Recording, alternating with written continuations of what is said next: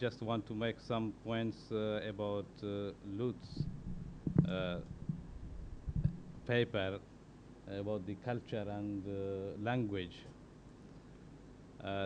He, you know, he went through all the aspects of Baloch people in Afghanistan, and I've been there for a few years in Afghanistan. I had very good relationship or good work relationship with Abdurrahman Pahwal, who was the head of the Balochi section of the Baloch Academy of Afghanistan. But I didn't know about the Baloch in Takhar or some other places he mentioned. It was really informative for me as well. He talked about the common culture or the identity of the Baloch people. I think he mentioned the language, dress. This is really, I think, the main feature of the Baloch culture. Because Baloch nation is not, as he mentioned, is not, the whole Baloch nation is not an ethnical group or they don't come all from one ethnic origin. And nowadays, the Baloch nation is a cultural nation. The main feature of the Baloch nation are the Balochi dress and Balochi language. However, there are many Baloch that are bilinguals. Baloch speak, a big section of Baloch, they speak Brahui, and there are many Baloch, they live in Las Bela areas of eastern Balochistan. They speak Jadgali or Lasi, they call it, or many Baloch in Dashtiari, which is in western Balochistan. They speak Jadgali, which is very close to Sindhi language, or you can say it is a dialect of Sindhi language. I don't know how this dialect came in Balochistan, especially in central Balochistan, which some people believe, or some researchers believe, that these were the Baloch people who migrated once to Sindh. Then they migrated back to Balochistan, so they brought that Sindhi language or that dialect into Balochistan. So they are originally Baloch, but they speak Jadgali, which is very close to Sindhi. That's why we believe that, and there are many other Baloch, they came from different countries. They maybe centuries ago, and they came, their ancestors, they migrated to Balochistan, they live in Balochistan, and they adopted the Balochi culture, Balochi language. They became Baloch, and they call themselves Baloch. So they are integrated completely into Balochi culture. You can find in Balochistan blacks, so they call themselves Baloch. They have the same language, they have same culture, so they are Baloch. In every Baloch, they accepted them as a Baloch. And for the Brahuis, even they speak the Brahui language. I don't go to the history of the Brahuis because they never separated themselves from Baloch. They call themselves Baloch, but they speak Brahui language. Even the Khanate of Kalats, originally their mother tongue is Brahui, but they always call themselves Khane Baloch, not like Khane Brahui. These are the, I think, tricks of the establishment. They always want to make a rift between Brahuis and the Balochi speaking. They want to make differences, and they say that the Brahui are different and Baloch are different. But historically, culturally, they are the same people.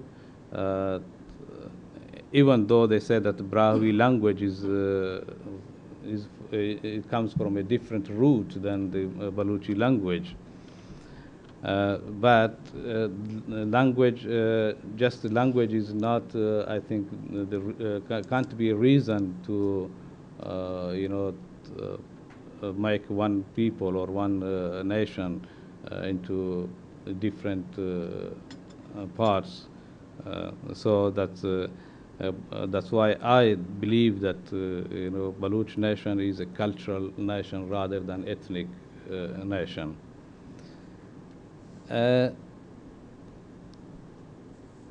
Lutz mentioned about the dialects of Balochi.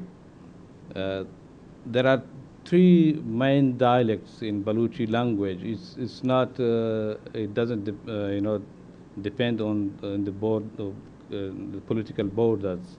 There are this Makrani dialect, Rakshani dialect, and I call it dialect of Kuh Suleiman, which is Mari Bugtis, the main tribes, or the Kaisranis, Bozdars, and all those Lagaris, they speak the same dialect, which is in the area of Kuh Suleiman, which goes up to, you know, inside the Punjab border, because those are the Baloch areas which are in the province of Punjab.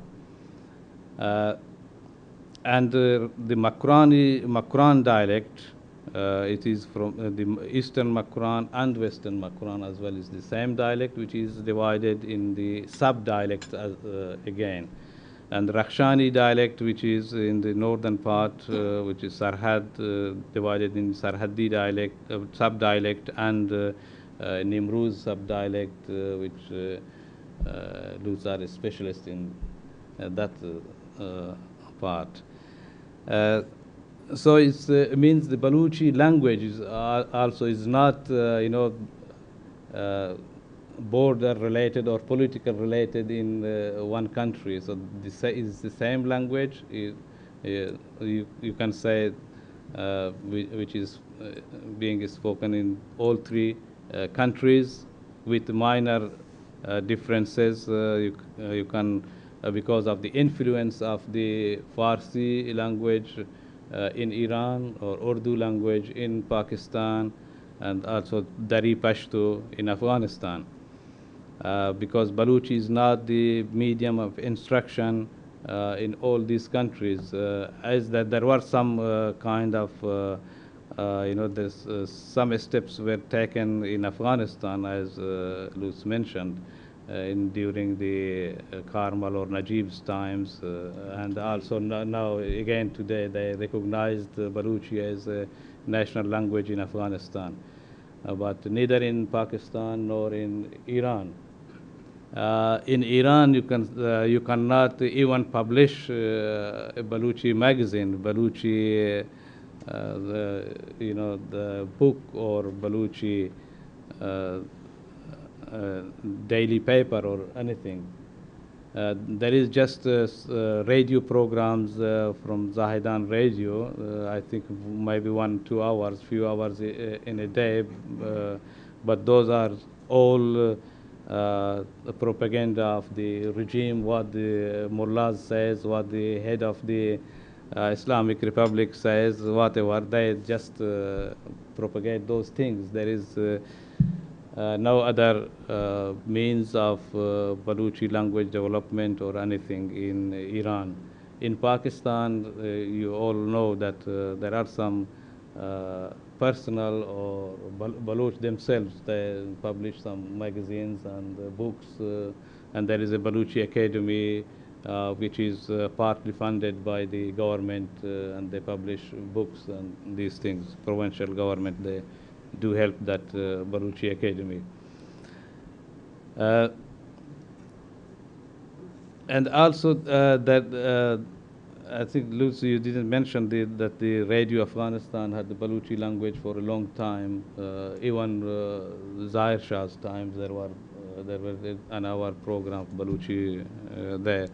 So if you compare the Balochi language, you know, all you compare all these three countries, So Afghanistan was, you know, Much is more. done, I think, more than the other two countries, which is where the main population of Baloch are, or the main Balochistan are in those both countries. So Afghanistan relatively done a better job in this regard.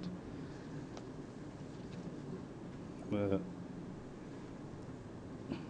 and also about the Poverty. Mumtaz, about the, you know, mentioned about the students in the taking some kind of help, or to go abroad to study or get some kind of financial help. He said that's about 8 or 10 out of 100 or 110 there were Baloch. Uh, these these were who were getting a scholarship from the government or from the other agencies. If you compare that one for the students, you know, university students in Iran, in Balochistan universities, you will be surprised if I say that only about 10% of the university students in Balochistan, in Iranian Balochistan or Western Balochistan, are only Baloch. State university. Yeah, state universities. There are no private universities. That there are some private universities, but you know, they are too expensive. The Baloch rather, you know, who are well off or who got some kind of you know, financial means, then they go to India. There are many Baloch students that are studying in India because they can pay the fees in India. They cannot pay it in private universities in Iran. So it's cheaper there and better education there. That's why they go there. Uh, you know, there are many hurdles, there are many restrictions for Baloch to get into the universities, the state universities in Iran. Even in Balochistan itself, you know, leave the Tehran University or some other big education universities are there. Mm. I think I don't have anything more to say at the moment. If there is any question arises later on, then I can answer. Yes. Thank you very much. Thank you very much.